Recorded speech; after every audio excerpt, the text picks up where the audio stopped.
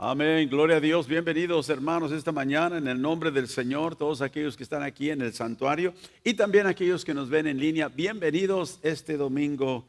Estamos agradecidos con el Señor por la vida que nos da, amén, por el privilegio que tenemos de adorarle y alabar su santo nombre. Vamos a orar y entrar a la palabra de Dios esta mañana. Padre, te agradecemos, Señor, por todo lo que eres en nuestra vida, por lo que has hecho por nosotros. Te damos gracias, Señor, que nos has salvado. Nos has llamado, Señor, con un llamado santo, dice tu palabra, para ser tus siervos, para ser aquellos hombres y mujeres que tú deseas usar en este mundo, Señor, para traer el mensaje de las edades, el mensaje más importante para el mundo, Señor, que Cristo Jesús ha dado su vida para rescatar a los pecadores. Te damos gracias, Señor, que este momento que tenemos en la palabra, te pedimos que tú seas glorificado, que nos ministres, que nos enseñes, Espíritu Santo, y que podamos ser fortalecidos en ti. En el nombre de Jesús te damos gracias, Padre. Amén y amén. Gloria a Dios. Si trajo su Biblia, abra conmigo esta mañana al libro de Mateo, capítulo 23. Y mientras está buscando, quiero repasar simplemente, hemos estado hablando acerca de lo que significa ser un siervo de Dios. Y hablamos la semana pasada, y ya hemos estado hablando en estas semanas, acerca de ejercitarnos en la devoción, como dice la Escritura, en la piedad. Algo que es un mandato del Señor a través de la enseñanza apostólica, de que nosotros debemos de cumplir el mandato que el Señor nos ha dado de ser hechos a la imagen de su Hijo Jesús. Y por eso el apóstol nos dice, ejercítate, entrénate para ser una persona piadoso. Pero sabe que muchos de nosotros quizás no nos gusta el entrenamiento, no nos gusta el ejercicio. ¿Por qué? Porque eso implica trabajo, implica esfuerzo, implica disciplina. Pero hermano, déjeme decirle esta mañana que la piedad, la devoción a Dios, no es una opción para los siervos del Señor. No es una opción que podemos escoger o elegir, sino que es un mandato del Señor. La búsqueda y el deseo de la piedad es la postura normal del corazón de una persona que realmente y genuinamente es salva. ¿Por qué? Porque Dios dijo en el libro de Ezequiel, ya hemos leído en el capítulo 36, yo pondré dentro de vosotros, dijo el Señor, mi espíritu y haré que andéis en mis estatutos. O sea que Dios se ha comprometido dándonos su espíritu, salvando nuestra vida, cambiando nuestro corazón. Y ahora nos dice, yo he puesto mi espíritu para que puedas andar en mis estatutos. O sea que Él hará la obra de llevarnos a ser gente piadosa. Eso no indica que nosotros no tenemos ninguna responsabilidad. Por eso el apóstol Pablo nos dice, ejercítate, pon el esfuerzo para ser una persona piadosa, disciplina tu vida. Y al hacerlo nosotros podemos empezar a ver los cambios que el Señor causa o trae en nuestra vida. Porque acuérdense, es una obra de gracia. Hemos hablado acerca del carácter cristiano que el Señor está edificando o quiere edificar en cada uno de nosotros. Y dijimos que la piedad o la devoción a Dios incluye el carácter cristiano, pero no es el todo de lo que significa ser piadoso. Hay algo mucho más fundamental en la piedad. Y es que la piedad, dijimos la semana pasada, es el fundamento o el cimiento sobre el cual edificamos un carácter piadoso que agrada a Dios. Y por eso dije, el Señor dijo, si me amas, guarda mis mandamientos. O sea que el que ama a Dios es el que lo va a hacer. El que no ama a Dios no lo va a guardar o no va a guardar sus mandamientos. Entonces, la piedad, véalo usted como el cimiento de un edificio donde se edifica el edificio. El cimiento de la vida cristiana que agrada a Dios, del comportamiento y el carácter cristiano, es la piedad. Y Pablo, ya leímos la semana pasada, nos habla acerca de que tenemos que tener una fe genuina, no una fe fingida. El fin del mandamiento de Dios, leímos la semana pasada, es una fe no hipócrita, una fe no fingida, una fe no impuesta afuera, exterior, como los escribas y los fariseos tenían en el tiempo de Jesús. Aquí en el capítulo 23 del libro de Mateo, en el versículo 23, empezamos ahí, el Señor dice: ay de vosotros, escribas y fariseos, hipócritas, porque diezman la menta y el eneldo y el comino, y dejan lo más importante de la ley, la justicia, la misericordia y la fe. Esto era necesario hacer sin dejar de hacer aquello. Guías ciegos que cuelan el mosquito y se tragan, ¿qué dice? El camello. Ay de vosotros, escribas y fariseos, hipócritas, que limpian lo de afuera del vaso y del plato, pero por dentro están llenos de robo y de injusticia. Fariseo ciego, limpia primero lo de adentro del vaso y del plato, para que también lo de afuera sea limpio. Ve, si hay corrupción por dentro, lo de afuera realmente no puede limpiarse bien delante de Dios. No es algo que agrada a Dios. Podemos dar la apariencia que está todo limpio, pero por dentro está corrompido. Entonces el Señor nos da este principio: primero lo de adentro. Por eso Dios hace primero la obra interna. Primero Dios hace la obra en el corazón. Dios fija el cimiento para una vida que le agrada a Él. Y ese cimiento es la piedad. Ese cimiento es aquello sobre el cual la vida cristiana se edifica. Los escribas y fariseos no tenían religión externa. Hacían todas las cosas que la ley mandaba externamente, pero adentro era donde estaba el problema. Y el Señor aquí los reprende. Versículo 26, una vez más: primero limpia lo de adentro del vaso y del plato, para que también lo de afuera sea limpio. Ay de vosotros, escribas y fariseos, hipócritas, porque sois semejante a sepulcros blanqueados, que por fuera a la verdad se muestran hermosos, mas por dentro están llenos de huesos de muertos y de toda inmundicia. Y vemos que el Señor aquí, como digo, nos da a nosotros, por medio de esta enseñanza, a los fariseos. Y él usó esa expresión, ay de vosotros. Era una expresión de condenación que los profetas usaban. Y Jesús, aquí hablando como un profeta de Dios, les da esa advertencia: ay de vosotros.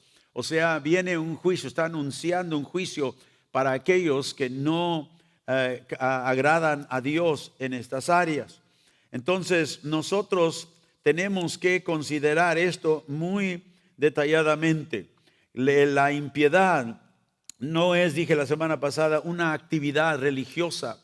No es solamente tener un devocional, aunque los cristianos debemos de tener un tiempo de devocional con el Señor, sino que la piedad no es un devocional. La piedad es una actitud de devoción hacia Dios, donde lo ponemos a Él al centro, al núcleo de nuestra vida y de nuestro vivir. Y decir como el apóstol Pablo decía: para mí el vivir es ¿quién? Es Cristo, y el morir es ganancia. Aquí está un hombre que tiene el núcleo de su vida, de su vivir, a Cristo. Esa es la piedad que Dios busca. Así que una vida piadosa verdaderamente siempre va a resultar en una vida que agrada a Dios. Sabe que leímos acerca de Enoc en el libro de Génesis, donde la Biblia dice que Enoc caminó con Dios. Por más de 300 años él caminó con Dios. Esa expresión caminar con Dios quiere decir que él tuvo una relación con Dios íntima, como un amigo que camina con otro, ¿verdad? Por 300 años.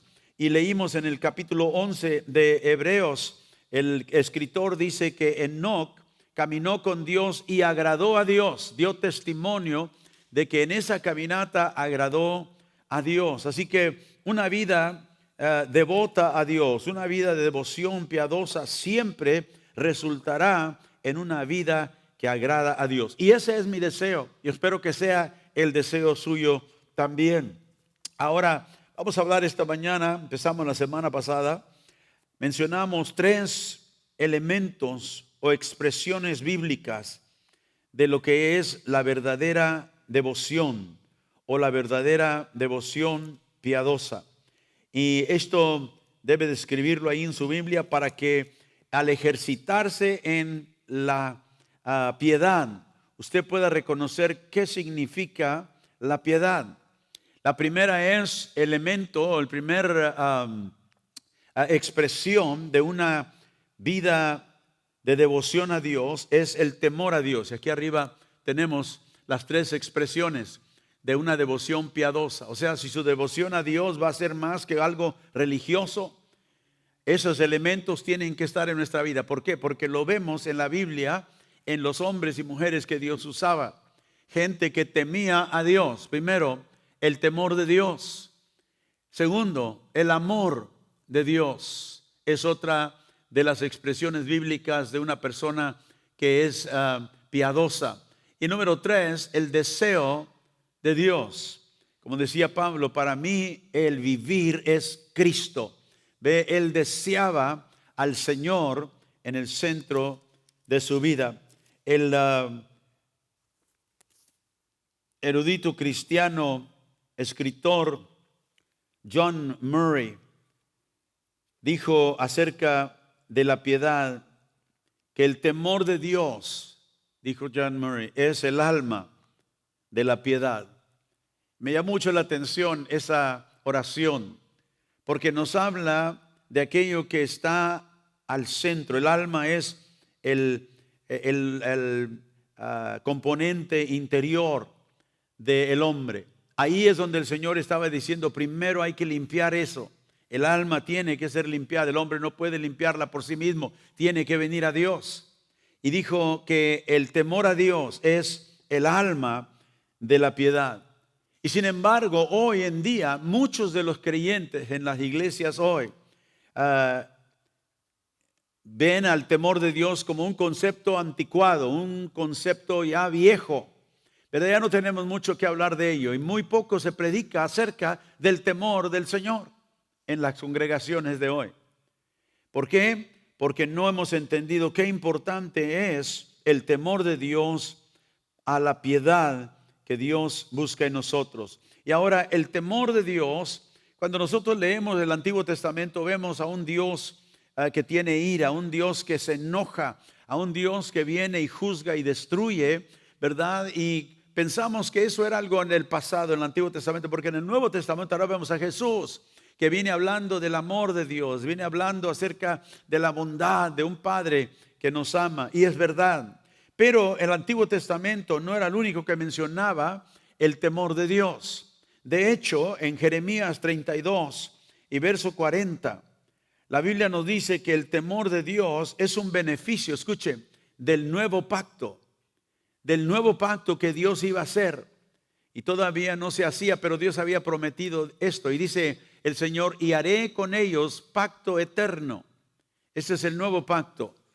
Que no me volveré atrás de hacerles el bien, dijo el Señor, y pondré mi temor en el corazón de ellos. Fíjese, Dios dijo, yo voy a poner mi temor en el corazón de ellos. O sea que este temor de Dios es un beneficio, no solamente que Dios requería en el Antiguo Testamento, sino que ahora en el nuevo pacto Dios dijo, este será un beneficio que yo voy a hacer para ellos.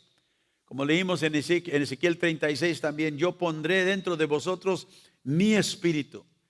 Y note que aquí el Señor dice, yo voy a hacerles bien.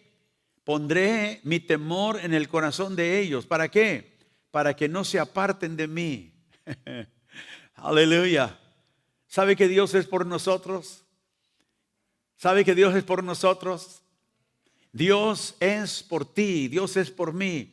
Cuando venimos a Cristo, Él nos toma como sus hijos. Sí, somos sus siervos, pero también somos sus hijos. Y Él no quiere que nosotros nos perdamos y nos apartemos de Él. por lo cual Él hace algo en nosotros que garantiza que no nos vamos a apartar de Él.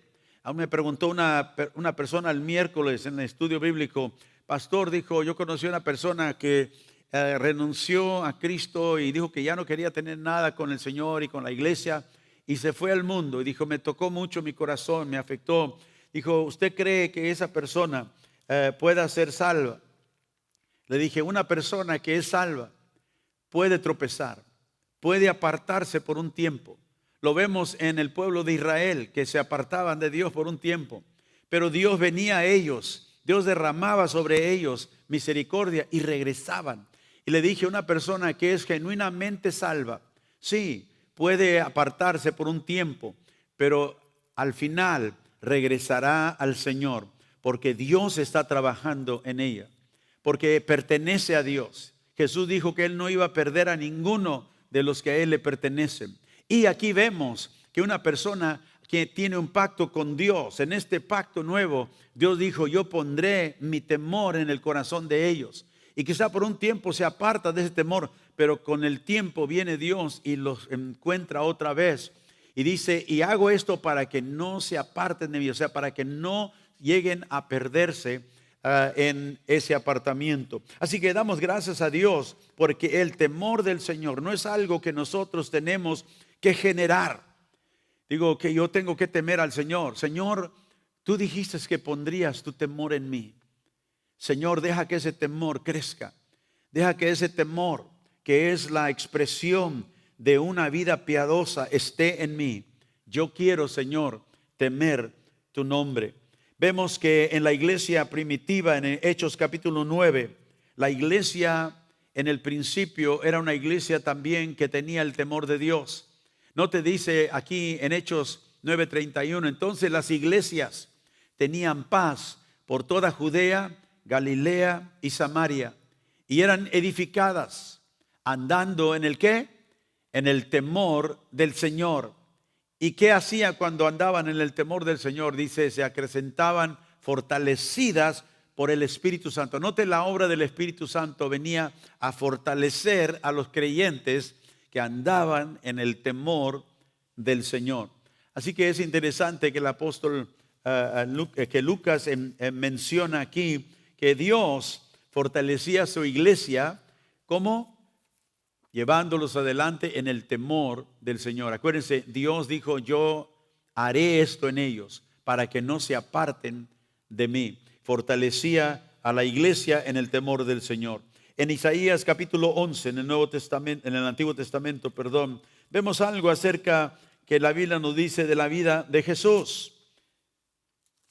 Hablando de el Mesías que vendría, esta profecía dice, y saldrá una vara del tronco de Isaí, y un vástago retoñará de sus raíces, y reposará sobre él el espíritu de Jehová, espíritu de sabiduría y de inteligencia, espíritu de consejo y de poder, espíritu del conocimiento y de temor de Jehová. Ve, aún el Mesías, aún Jesucristo mismo, traía sobre él el espíritu del temor de Jehová. Aquel que había venido del cielo, Dios lo ungió con este Espíritu Santo que lo llevaría a mostrar el temor del Señor en su propia vida. Ahora, si Jesús se deleitaba, si Jesús conocía el temor de Jehová, ¿qué piensa usted que sería la postura nuestra o debería ser la postura nuestra? Si él necesitaba el espíritu del temor de Jehová sobre él, ¿crees tú que tú lo necesitas, que yo lo necesito? Si el Señor se deleitaba en el temor del Señor, ¿cómo me debo yo de comportar delante de él? También debo de deleitarme que tengo la oportunidad de temer al Señor. Ahora, algunas personas se confunden cuando hablamos del temor de Dios. Piensan en una de las definiciones del temor, porque hay dos que debemos considerar hoy, y quiero darle la primera definición. La primera definición del temor es un temor ansioso, es cuando alguien está ansioso porque está aterrado o está, ¿verdad?, temeroso. Es un temor ansioso. La segunda definición del temor es una reverencia, un asombro, una veneración, un respeto profundo a la persona que se le teme. Y sabe que la primera definición, el temor ansioso, es lo que los perdidos deben de tener. Y muchas veces carecen de ese temor. ¿Por qué deben temer la gente perdida el temor ansioso de Dios? Bueno, en Juan 3, verso 36, nos dice que el pecador debe de temer a Dios, porque el que rehúsa creer en el Hijo, dice, no verá la vida, sino que la ira de Dios está sobre él.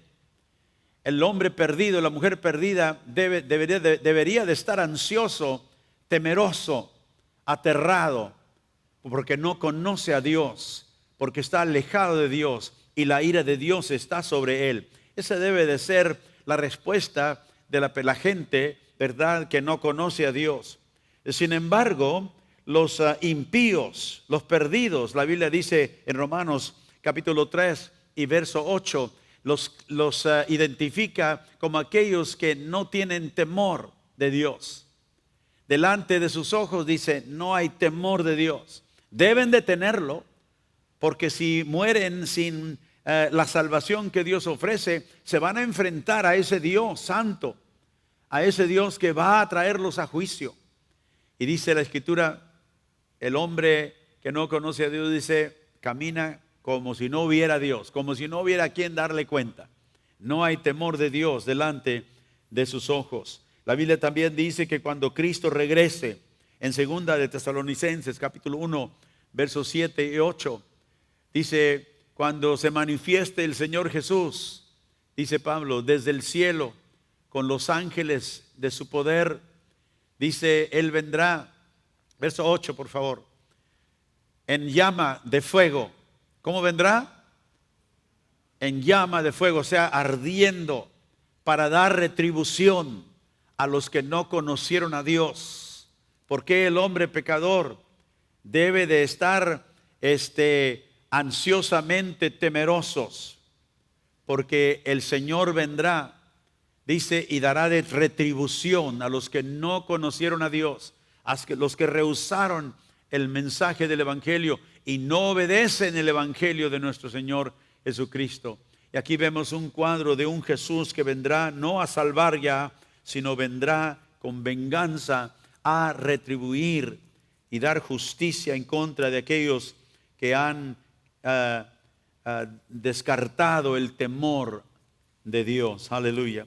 Pero nosotros, los que conocemos a Cristo, los creyentes verdaderos, hemos sido librados del temor de la ira de Dios. Nosotros no tenemos que tener un temor ansioso. El temor al cual nosotros hemos sido llamados es a reverenciar a Dios, es a vivir una vida de asombro delante de Él, a una vida que venera, que respeta profundamente a Dios, porque es Dios. Y Dios nos ha liberado a nosotros del temor de la ira venidera de Dios.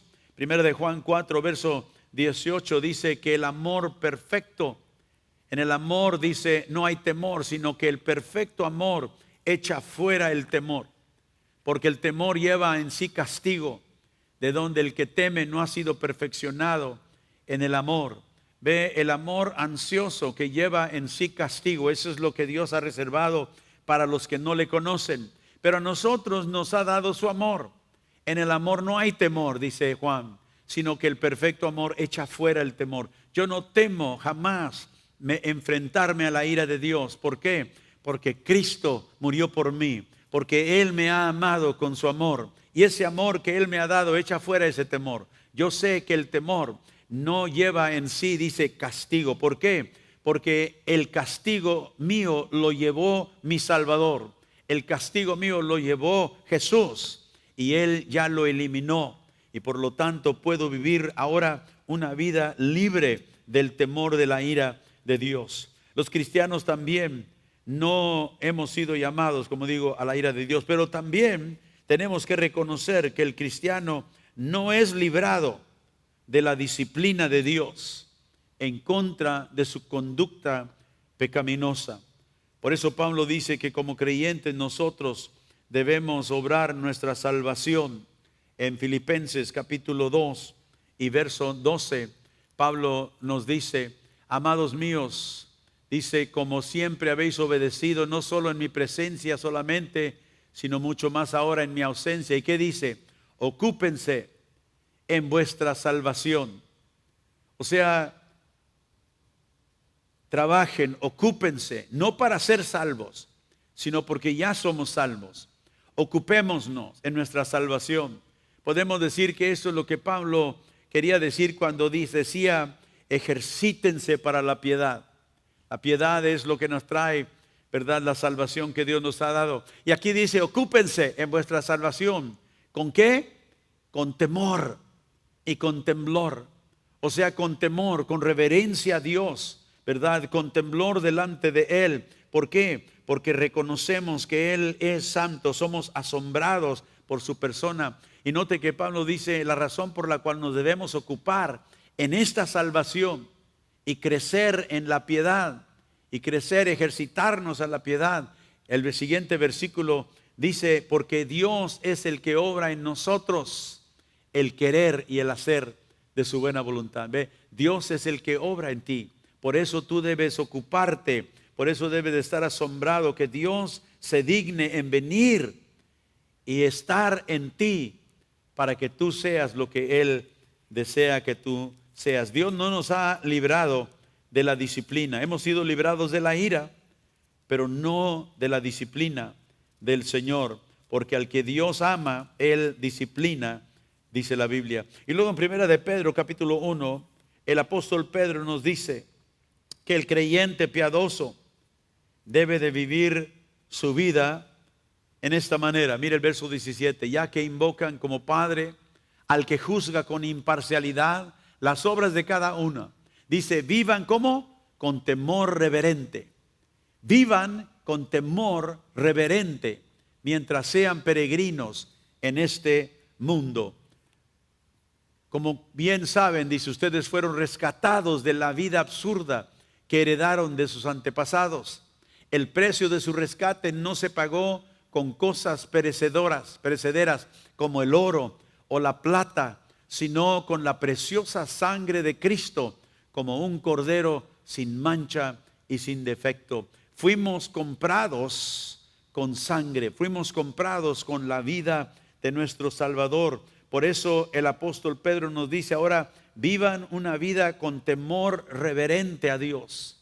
Ve, ahí está la definición del temor, reverencia delante de Dios, asombrados de su santidad y con un respeto íntimo y profundo por lo que Él ha hecho por nosotros. Y como hijos de Dios, nosotros, el significado primario de la palabra temor, una vez más, significa un temor que honra a Dios, un temor que es reverente a Dios. Y como dijo Murray, esto es el alma de la piedad, el ser reverentes y temerosos de Dios. Y una escritura más en Apocalipsis 1. Y sabe que aún en el libro de Isaías, vemos en Isaías 6, cuando los ángeles, ¿verdad? Vemos la visión de los ángeles delante de Dios. Aún en el cielo hay reverencia por Dios. Aún en el cielo hay temor de Dios por aquellos seres creados que son los ángeles, que son santos, que no han pecado. Ellos, dice la Biblia, se tapan el rostro cuando están delante de Dios y claman, santo, santo, santo es Jehová de los ejércitos. Así que en el libro de Apocalipsis, el capítulo 1, verso 17, vemos que Juan, cuando tiene una visión de Jesús, dice, cuando le vi, caí como muerto a sus pies, y él puso su diestra sobre mí, diciéndome, no temas, yo soy el primero y el último. Y ahí le estaba diciendo que no tuviera temor, que no estuviera ansioso, no, aunque lo vio y por eso él se desplomó delante de Dios. ¿Por qué? Porque él reconocía quién era el Señor y quién era Él. Nosotros tenemos que, hermanos, tomar seriamente este llamado a una devoción, verdad, santa, a una devoción verdadera delante de Dios. Y déjeme decirle que yo considero que es realmente imposible, virtualmente imposible, de ser devoto a Dios en el corazón y no ser llenos del temor de Dios. Una persona que no teme a Dios no puede realmente tener una devoción verdadera a Dios. Es esta veneración de Dios, es este honor a Dios, esta reverencia a Dios que saca de nosotros una adoración verdadera a Dios, que a Él y que Él merece y que le pertenece a Él. Esta adoración es lo que caracteriza, es lo que define una devoción piadosa, una adoración verdadera. Por eso Jesús dice, el Padre busca verdaderos adoradores. Solamente una persona llena del temor de Dios puede realmente adorar a Dios en la manera que le agrada a Dios. Me acuerdo que en el Antiguo Testamento los profetas decía a Dios a través de ellos, ustedes vienen y me traen todo tipo de sacrificio y holocausto y celebran las fiestas, pero dijo el Señor, ya me harto de sus fiestas, ya me harto de sus cantos. ¿Por qué? Porque lo que ellos hacían, lo hacían religiosamente, pero no había temor de Dios en sus vidas. Y aquello que no viene del temor de Dios, del corazón, no es una adoración que agrada a Dios. Ahora, ese temor de Dios que existe o debe de existir en la vida del corazón de un creyente, ¿cómo lo comparamos con la relación que nosotros debemos de tener con Dios, que es de un hijo con un padre amoroso? A veces hay personas que piensan que porque ahora Dios es un Dios, Jesús presentó como un Dios que nos ama, un Dios amoroso, un Dios que ha preparado todo para nosotros, y que ya esto de verdad, de la piedad, y eso es un concepto, como dije, ya antiguo. No, hay una tensión, y debe haber una tensión saludable que existe en el corazón de una persona piadosa, un asombro reverente de Dios, de su gloria, de su majestad, y al mismo tiempo una confianza de un niño que tiene un padre que lo ama, una confianza infantil en un padre que me ama y que desea lo mejor para mi vida. No son conceptos contradictorios, son conceptos en los cuales hay una tensión saludable que existe ahí. Y sin esta tensión, la única cosa que el creyente hace es tener una presunción casual.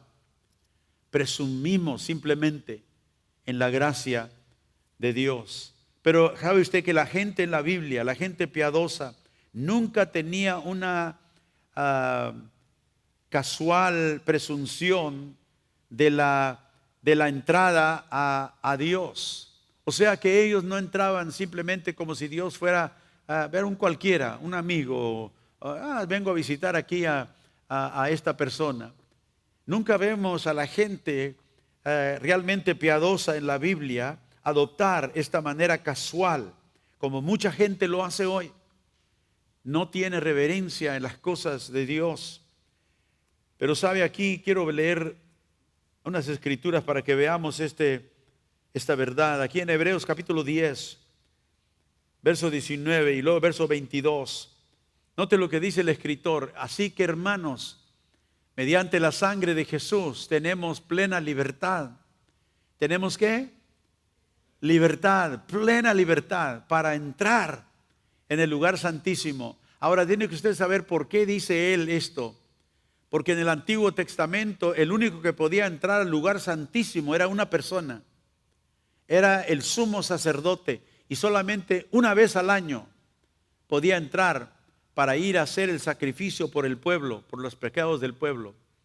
Y dice, ahora nosotros, mediante la sangre de Jesús, o sea, mediante de que Jesús se entregó por nosotros, nosotros tenemos entrada al lugar santísimo. Dice en el versículo 22, acerquémonos pues. O sea, nos invita a que vengamos a la mera presencia de Dios. Mire, a Dios con corazón que sincero y con la plena seguridad que da la fe. O sea, venimos con ¿qué? Con seguridad. Venimos, otra traducción dice, con confianza. Nos acercamos con un corazón sincero, pero con confianza. Como un niño se acerca a un padre para pedirle algo. Dice, interiormente purificados de una conciencia culpable y exteriormente lavados con agua pura. O sea, una obra completa, interna y externa. Hemos sido lavados externamente y hemos sido, ¿verdad?, limpiados de una conciencia culpable. Entonces dice, acércate a Dios. Tú tienes como hijo de Dios una entrada a la mera presencia de Dios. Tú puedes llamarle, como decía Pablo, ¿verdad?, mi Padre. Pero luego el mismo escritor, note conmigo en el capítulo 12 de Hebreos, este mismo escritor que nos invita a acercarnos. En el capítulo 12, el verso 28 y 29 dice, así que recibiendo nosotros un reino inconmovible, tengamos gratitud, mediante ella sirvamos a Dios. O sea, mediante la gratitud, sirva a Dios porque está agradecido, agradándole con temor y reverencia. Note, el mismo escritor que 2 capítulos antes nos dice que acérquense con mucha confianza. Podemos entrar a la mera presencia de Dios, al lugar santísimo. Puedes acercarte. Tienes una entrada que la sangre de Cristo ha abierto por ti. Y es ahí donde mucha gente dice, yo tengo entrada, yo puedo entrar, yo quiero entrar y puedo entrar como quiera. No, un momentito. No estamos entrando solamente a cualquier presencia. Estamos invitados a entrar con mucha confianza, no porque nosotros somos algo, sino porque Cristo ha abierto el lugar para nosotros. Pero esa confianza con la cual venimos nunca debe de ser presunción, arrogancia, porque dice ahora, reconozcamos que venimos a servir a este Dios con gratitud de corazón. Acuérdense, nos ha limpiado nuestro corazón, agradándole, note con qué, con temor y con reverencia. Ve, eso nunca se elimina en la Biblia. Por eso dije, hay una tensión saludable en la vida del creyente. Sí, Dios es mi Padre. Sí, Dios me ama. Sí, tengo una confianza para estar en su presencia. Pero también lo reconozco, lo revero, lo adoro. Reconozco, estoy asombrado porque sé quién es. Y note lo que dice el escritor en el siguiente versículo. Porque nuestro Dios es ¿qué? Es un fuego consumidor. ¿Por qué venimos con reverencia? ¿Por qué venimos delante de Él con una adoración reverente, profunda, respeto? Porque Él es un Dios de fuego consumidor. Ve, nunca nos olvidamos de ello. Y por eso digo que hay una tensión saludable que debe de existir en la vida de toda persona que dice ser una persona piadosa. Una reverencia, un asombro de Dios. ¿Por qué? Por su gloria y su majestad. Y al mismo tiempo una confianza infantil de un niño que viene delante de su Padre celestial. Hoy pienso debemos nosotros en la iglesia recuperar ese sentido de asombro, ese sentido de una reverencia profunda por Dios. Y cómo nos acercamos a Él y cómo nos dirigimos a Él da mucho a conocer si somos gente piadosa. Miren, Primera de Crónicas, capítulo 29, las palabras del rey David. Primera de Crónicas, capítulo 29, empezando en el versículo 10. Dice David, dice la Biblia que David bendijo a Jehová delante de toda la congregación. Nótela cómo bendijo él a Jehová. Bendito seas tú, oh Jehová, Dios de Israel, nuestro Padre, desde el siglo y hasta el siglo. Tuya es, oh Jehová, la magnificencia y el poder, la gloria, la victoria y el honor. Porque todas las cosas que están en los cielos y en la tierra son tuyas. Tuyo, oh Jehová, es el reino y tú eres excelso sobre todos. Ve, no vino David a decir, ¿cómo estás? ¿Cómo estás, Dios? Aquí estoy, soy tu hijo. No entró como si fuera Dios un cualquiera. No, no. Y nunca se atreve usted a entrar a la presencia de Dios de esa manera. Sí es hijo de Dios, sí entra con confianza, pero no arrogante, reconociendo quién es Jehová. David dijo, la magnificencia, el poder, la gloria, la victoria, el honor, Señor, todo es tuyo. ¿Por qué? Porque todo lo que existe en los cielos y en la tierra son tuyas. Ve, yo existo en la tierra, yo también soy tuyo.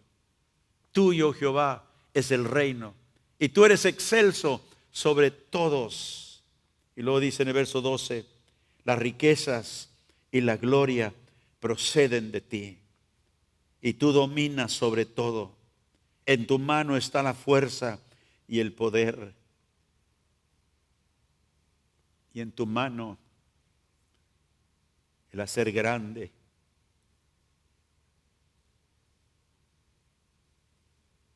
Y el dar poder a todos.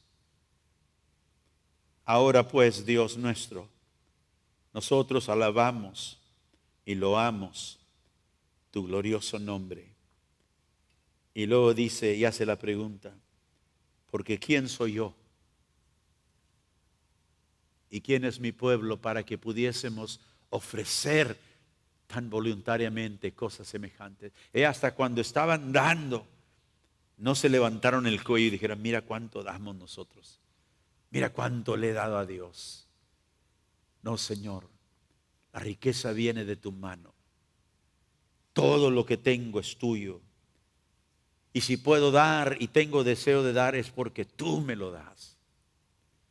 Tuya es la gloria, oh Dios. Y esta es la visión de David.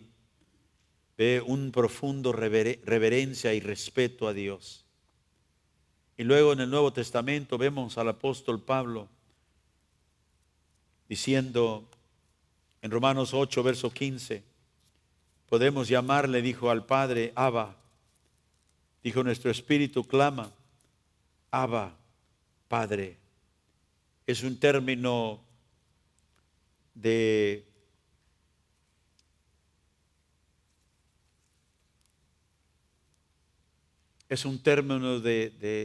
un amor, ¿verdad?, cercano. Como yo le diría a mi padre, papi, Abba, Padre. Pero nos dice Pablo en 1 de Timoteo, el capítulo 6, nos dice que nosotros servimos a un Dios, dice que mora en luz inaccesible, aquel que solamente tiene inmortalidad. O sea, un Dios el cual nadie ha visto ni puede ver. Así como estamos, Dios tendrá que transformarnos para poder algún día verlo a Él. ¿Por qué? Porque es un Dios de tan grande majestad y gloria. Dice que Él habita en luz inaccesible. Así que hay esta tensión en la vida de una gente piadosa que ama a Dios, que reverencia a Dios, que honra a Dios por su majestad y su gloria. Y también una confianza, como dije, infantil de un hijo, una hija que tiene un padre amoroso que lo ama. Este temor a Dios es un reconocimiento que entre el Creador y la criatura hay una brecha infinita de valor, una brecha infinita de dignidad. Reconocemos que Dios es creador, nosotros somos creación, que Él merece toda la majestad y la gloria y el poder, y nosotros somos dependientes. Y en la vida de una persona piadosa tenemos que tener este sincero reconocimiento de esta dignidad, de esta brecha que hay, esta división entre el Creador y la criatura. Sabe que aún hasta los redimidos en el cielo temen al Señor. En Apocalipsis capítulo 15, verso 3 y 4, oímos este canto en el cielo. Dice el cántico, y cantan el cántico de Moisés, siervo de Dios, y el cántico del Cordero, diciendo: grandes y maravillosas son tus obras. Ve el poder de las obras que Dios hace. Señor nuestro todopoderoso, justo y verdadero son tus caminos. Ve un Dios de justicia y Rey de los santos, un Dios de majestad, de poder, de justicia. Y estos atributos exponen la majestad de Dios. Estos atributos nos llaman la atención de que Dios es separado de su creación. No depende de la creación, es la creación que dependemos nosotros de Él. Y ahí en el mismo cielo ellos reconocen esto en reverencia a Dios, en temor a Dios. Y luego en segunda de Pedro, si puede ir ahí también, el capítulo 3, Pedro nos dice que en virtud de que el Señor viene otra vez, esperando la venida del Señor, nos dice que ahora nosotros debemos de vivir de esta manera. En segunda de Pedro 3, verso 10, pero el día del Señor vendrá como ladrón en la noche, dice, en el cual los cielos pasarán con gran estruendo y los elementos ardiendo serán deshechos y la tierra y las obras que en ella hay serán quemadas. Dice, puesto que todas estas cosas han de ser deshechas. Note, sabiendo nosotros, puesto que estas cosas han de ser deshechas, ¿cómo debemos nosotros de andar? ¿Cómo debemos nosotros de vivir? Dice, sino en santa y piadosa manera de vivir. Debemos de vivir santos y piadosos. ¿Por qué? Porque el Señor viene, el Señor regresa por su iglesia una vez más. Así que esta expresión del temor del Señor es el primer elemento, si podemos decir, de una vida piadosa. Y vamos a Deuteronomio capítulo 6. Este segundo elemento de una vida piadosa, dije que es el amor de Dios. Y sabe que la Biblia nos enseña que la obediencia a Dios es una indicación de nuestro amor por Dios. El Señor dijo, si me amas, obedéceme. Si me amas, guarda mis mandamientos. El guardar los mandamientos de Dios, el hacer la palabra de Dios, es mostrar que amamos a Dios. El que no ama a Dios no hace lo que Dios dice. Pero como la obediencia es una indicación que amamos a Dios, el amor a Dios también tiene una prueba. Otra prueba, perdón. Y esa otra prueba es el temor de Dios. El temor de Dios también es una indicación de que nosotros, el amor de Dios es una indicación que nosotros tememos también a Dios. En Deuteronomio capítulo 6 nos dice la Escritura esto, vamos a verlo. Perdón. Estos son pues, dice el Señor, los mandamientos, estatutos y decretos que Jehová vuestro Dios mandó que os enseñases, para que pongáis por obra en la tierra en la cual pasáis vosotros para tomarla. Note, estos son los mandamientos, los estatutos y decretos que Jehová vuestro Dios mandó que se enseñen. Verso 2, para que temas a Jehová tu Dios, guardando todos sus estatutos y sus mandamientos que yo te mando, tu hijo, el hijo de tu hijo, todos los días de tu vida, para que tus días sean prolongados. Note, el Señor nos dice aquí que debemos de temer a Jehová guardando sus estatutos y sus mandamientos. Y por eso dije que como la obediencia a Dios es la prueba que lo amamos, el guardar los mandamientos también es prueba de que le tememos. Si no temo a Dios, no voy a hacer lo que Dios dice. Y el temor a Dios se manifiesta en la obediencia. Dígalo conmigo, el temor de Dios se manifiesta en mi obediencia. ¿Ve? Por eso son los mandamientos, dijo el Señor, que yo les doy, para que teman a Jehová vuestro Dios. ¿Cómo? Guardando sus estatutos y sus mandamientos. Y sabe que solo los temerosos de Dios, los cristianos, podemos apreciar realmente el amor de Dios. Hay un infinito abismo entre el Dios santo y la creación o la criatura pecaminosa. Y solamente el creyente, solamente el que teme a Dios puede apreciar este amor divino, este amor que atravesó este abismo para salvarnos, este amor que atravesó este abismo por medio de la muerte de Jesucristo. Porque sabe que el amor de Dios es la suprema manifestación, ¿verdad?, que Dios tiene para nosotros, mostrado en la muerte de su Hijo. En 1 de Juan 4, versos 9 y 10, la Biblia dice: así manifestó Dios su amor entre nosotros, en que envió a su Hijo unigénito al mundo, para que vivamos por medio de él. Note, el amor de Dios, Dios lo mostró, ¿cómo? Enviando a su Hijo para que él muriese por nosotros. En el verso 10 dice: en esto consiste el amor. ¿Usted quiere una definición de lo que es el amor? Aquí está. No en que nosotros hayamos amado a Dios, sino que Él nos amó y envió a su Hijo para que fuera ofrecido como sacrificio por el perdón de nuestros pecados. Ve, ¿cómo sé yo que Dios me ama?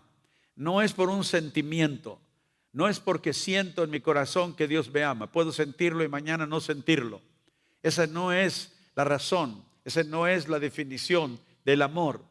Note que el amor de Dios es una acción. Dios envió a su Hijo para que fuera un sacrificio ofrecido por el perdón de nuestros pecados. Él hizo algo por nosotros. Él mostró su amor. Como dice, Él atravesó ese abismo que nos separaba a nosotros de un Dios santo a través de la muerte de Jesucristo. Y esto es lo que la Biblia enseña, que este realmente es el amor de Dios. Muchas personas han definido el amor de Dios conforme a su propio concepto, pero el amor de Dios se manifiesta en la acción que Dios tomó en enviar a Jesucristo para que Él diera su vida por nosotros, a quien ha salvado. Así que la persona temerosa de Dios es el único que puede apreciar el amor de Dios, porque es el único que conoce. Ese es el propósito por el cual Dios envió a su Hijo. El mundo no sabe eso. El mundo habla del amor de Dios, pero ellos no saben lo que es el amor de Dios. Ellos confunden el amor de Dios con el amor humano. Por eso piensan que Dios actúa en el amor como ellos actúan con la gente. Pero el amor de Dios es un amor divino, un amor, verdad, maravilloso, que el mundo no entiende. Y solamente el creyente, el temeroso de Dios, puede conocer esto, porque conoce que la cruz donde Jesús dio su vida es la demostración preeminente del amor de Dios por nosotros. Así que cuando Él te diga: ¿y cómo sabes tú que Dios te ama? Porque dio a su Hijo por mí. Esa es la respuesta. No porque yo lo siento en la mañana cuando me levanto, lo siento. Qué bueno que lo siente. Pero yo me he levantado en unas mañanas cuando no lo siento. Pero yo sé que la verdad no cambia por mis sentimientos. ¿Puede decir amén? Efesios capítulo 2, vamos al Nuevo Testamento. La persona piadosa, verdaderamente piadosa en Dios, nunca se olvida que Él en un tiempo fue el objeto de la justa y la santa ira de Dios. En Efesios 2, verso 3, Pablo dice: en ese tiempo también todos nosotros vivíamos como ellos, o sea, los perdidos, impulsados por nuestros deseos pecaminosos. Dice Pablo: siguiendo nuestra propia voluntad y nuestros propósitos. Como los demás, éramos por naturaleza objeto de la ira de Dios. Ve, Pablo escribe, dice, esto era lo que nosotros éramos antes. No nos olvidamos, no, ya no queremos hablar de ello, no. Esto éramos. Pero sabe que Jesús vino no a morir, escúcheme, para darme primeramente solo paz o un propósito para vivir. A veces pensamos, Jesús vino para dar su vida, para darme paz. Jesús vino para darme propósito de vida. Sí, vino para hacer eso, pero eso no es lo primario que Él vino a hacer. Él vino primeramente para liberarnos, escúcheme, de la ira de Dios justa y santa que estaba en contra de nosotros. En Primera de Tesalonicenses 1, verso 10, dice que el Hijo de Dios, cuando Él venga, a quien esperamos de los cielos, al cual Él resucitó de los muertos, dice Pablo, a Jesús, quien nos libra de la ira venidera. Él vino para librarnos de aquella ira que vendrá algún día sobre la tierra. Acuérdense, leímos, Jesús vendrá con venganza, con fuego. ¿Ve? ¿Para qué? Para dar el juicio a aquellos que rechazaron el Evangelio y a Dios. Vino Jesús para liberarme de la ira divina. Vino Jesús para morir, para reconciliarme a un Dios santo, del cual Él está separado de su creación por medio de nuestro pecado. Jesús vino para rescatarme de la paga del pecado, que es muerte, que es una destrucción, dijo Pablo, eterna de la presencia del Señor. Yo doy gracias a Dios que Él compró mi vida para darme, ¿verdad?, el privilegio de estar en comunión con este Dios tan digno de alabanza y adoración. Jesús murió no solo para liberarnos como objetos de la ira de Dios, sino que para que nosotros también, por medio de su gracia, escúcheme, viniésemos a ser herederos de Dios y coherederos con Cristo. La Biblia dice que Jesús le dijo a sus discípulos en una ocasión, dice que a Dios le place darles el reino. Un reino que no será conmovido, no un reino como en el que vivimos hoy, temporal, donde las cosas se terminan, gente muere, cosas, verdad, se destruyen, pero un reino en donde existirán las cosas que jamás serán estremecidas. Cuánto yo aprecio el amor de Dios, escúcheme, es condicionado con qué tan profundamente le temo a Dios. Y si nosotros vamos a ser verdaderamente gente temerosa de Dios, escúcheme, debemos de buscar, debe de ser nuestra búsqueda, ¿verdad?, continua, en disciplina, de buscar estas dos cosas: ser temerosos de Dios, una comprensión que cada vez más y más también, ¿verdad?, es profundizada. Y segundo, debemos vivir en búsqueda de vivir continuamente y crecientemente en el amor de Dios por nosotros. Estos dos elementos juntos forman el fundamento de una vida piadosa. Y aquí, para terminar, quiero que vea el triángulo de la devoción piadosa. Aquí abajo tenemos el temor de Dios y el amor de Dios. ¿Por qué? Porque es el fundamento de una vida piadosa en Dios.